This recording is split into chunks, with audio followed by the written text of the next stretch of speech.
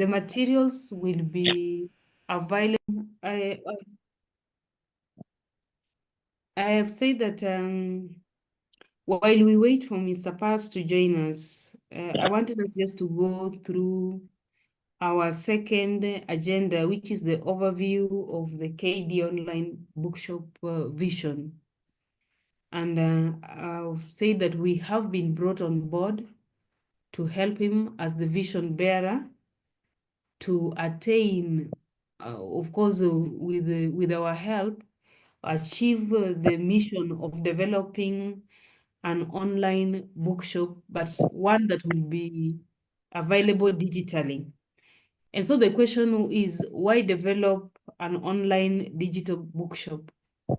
And this initiative intends to address some of the challenges that have been experienced in the implementation of the current curriculum, or the most recent curriculum in our country, and that is the CBC. And what challenges are these? For instance, one challenge that is there as at now is that in those learning areas that have been proposed in senior school, quite a number of them have, we don't have people with the technical know-how, or even if they are very few, that it is not possible that we implement them. And even from the call out that he had given, that he gets those who are willing to come in and develop the content in areas like aviation, metalwork, woodwork, we haven't gotten any applicants. And so what does it tell us? That such learning areas have got a big challenge, and the challenge here is the shortage. And so we hope that the online bookshop that will be developed will be able to address this in a way such that there will be a digital academy. It's a digital academy that will have the materials uploaded. Then back at our institutions, we can have an on-site technician. So the content will be available digitally, but physically at our institutions, we can have on-site technicians. But now we can have remote tutors. And these remote tutors could be in any part of the globe. They could be in China or wherever. And so the learners will be able to access the content. And then back in the classroom, we will have, not in the class, back at their stations, there will be a technician that can guide and show them what is supposed to be done. That is one area that this app hopes to address. And number two, another thing that we hope to address is the shortage of teachers, the shortage of teachers. And this is a case where if we have a remote teacher, then a learner who is in Northeastern, so long as the learner can get some small pocket money, would be able to purchase this digital material. And the digital material, the content is accompanied by a remote teacher. And so one teacher would be able to teach in as many as students as much as maybe their pockets will allow them to access the content. And probably the last that again the initiative hopes to address is to reduce the cost of textbooks on the side of the parents, reduce the cost of textbooks on the side of the parents, so that as I'd said initially, that some of this content will be sold in very small denominations, so that even if a learner has some 50 bob as a pocket money, and the learner has a problem in mathematics in an area like integers, then he can go and only access the content of integers. And the vision clearly states that this content, once sold, it will only be there for, it will only be accessed for a particular period of time, probably for 24 hours. So the learner must be able to use this content within the defined time, and that probably would now ensure that the content is protected and will be able to generate income to the developers, plus us who are coming in as the consultants, and of course the engineers behind the whole idea. I think that is what I have generally as what I have tried to find out as the really what the KD online book of vision entails. Maybe at this point, I would want to welcome your reactions. Were you people able to look at what does he intend to do and so on and so forth? Any reaction from the members?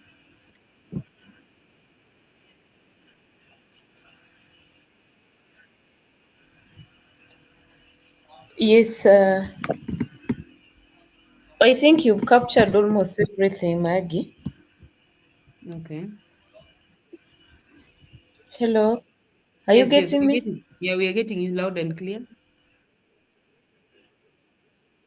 Okay, I'm saying that you've captured almost everything. There's a bit of is a statement that, okay, it amused me and it is of great importance to the learners that even if a learner misses a lesson, maybe due to sickness or just an absenteeism, that learner is able to recover to learn outside the normal planned time. So it is not just a matter of the traditional way of learning as we do it. So that bit was very key to me.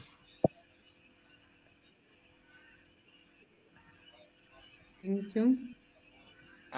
Maybe Mhm. from my what I read about the whole idea, it's like basically what is more interesting to me is how the AI will come in.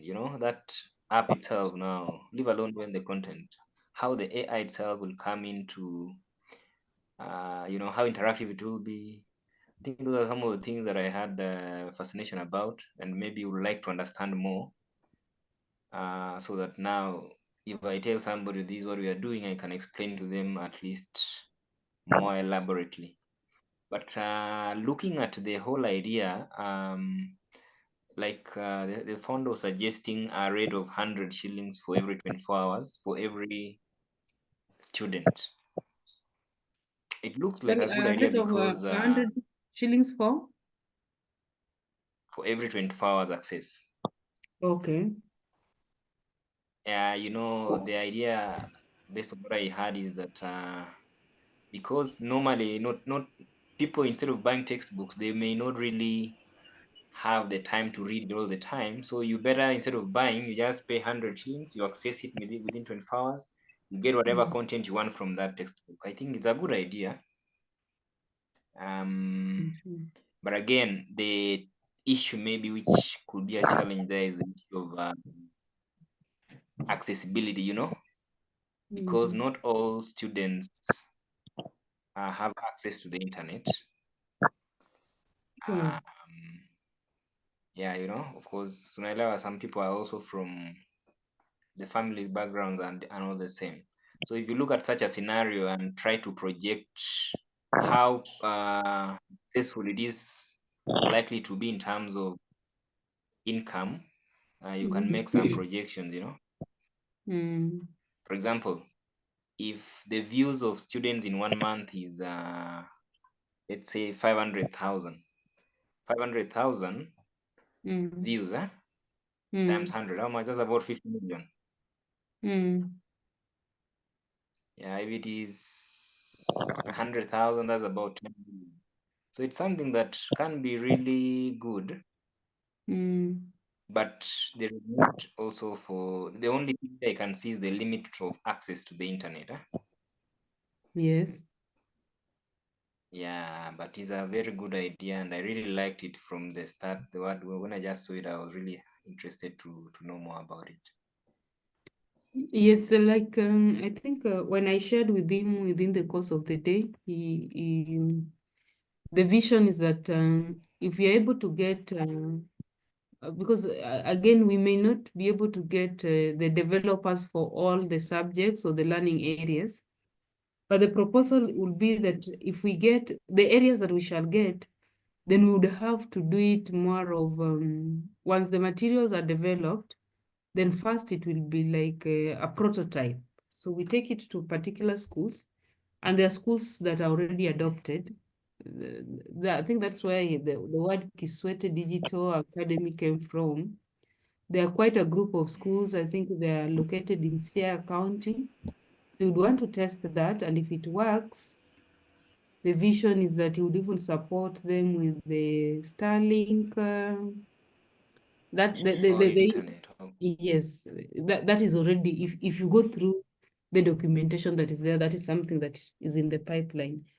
So once it picks, we hope that the whole idea will now be sold to our government, and if the government is able to buy it, then we hope that the government would support our schools, and that the whole system should be able to pick. And the beautiful thing is that a learner who is even at home, if the parents are able to access or they have got the digital devices, then this child can still learn even from home. So I think it is a great idea, and it is an idea whose time has come. For us as those who are being brought on board, I want to plead with us that we support his initiative, we support him. It will be an opportunity for us also to learn, as Kibet puts it, the issue of you've said AI, Yeah, artificial intelligence. artificial intelligence, yes. AI. I think for me, those are a few of the things that I would really wish to be here and just learn, even if it is just for the sake of learning. I know we lose nothing. If anything, we will gain quite a lot. So that is it. Yeah, I don't know true. whether Edward has got any comment on it. Edward, were you able to have a look at it? No. Personally, I'm still taking time to interact with the content. Mm. It's been a short time, but I Yes. want to take time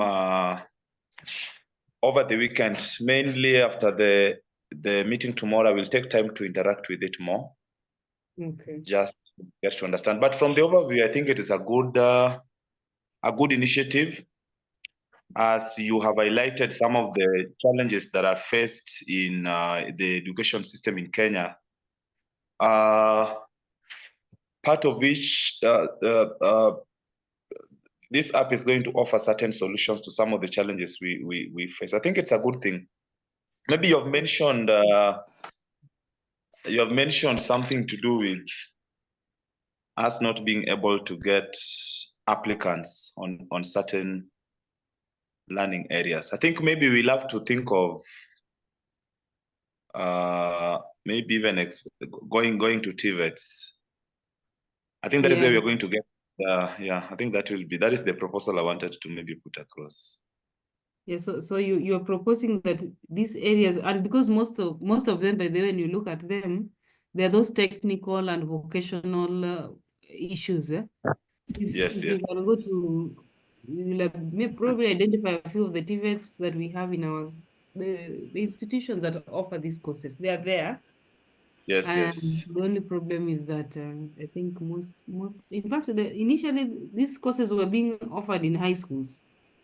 But I think quite a number of them, the tutors left. Either they left for greener pastures, and then our system did not train people after that, and that has brought us to where we are today. But it is possible. I had sold the idea to Mr. Pass that I was able to access the deputy director in charge of the TVET at the Kenya Institute of Curriculum Development. And he was willing that if we need assistance, he would be able to connect us and even to offer that. So I think that may probably bring us to the end of our first, is it the first or the second agenda, unless there's something that we want to add? The overview of the KD online bookshop vision.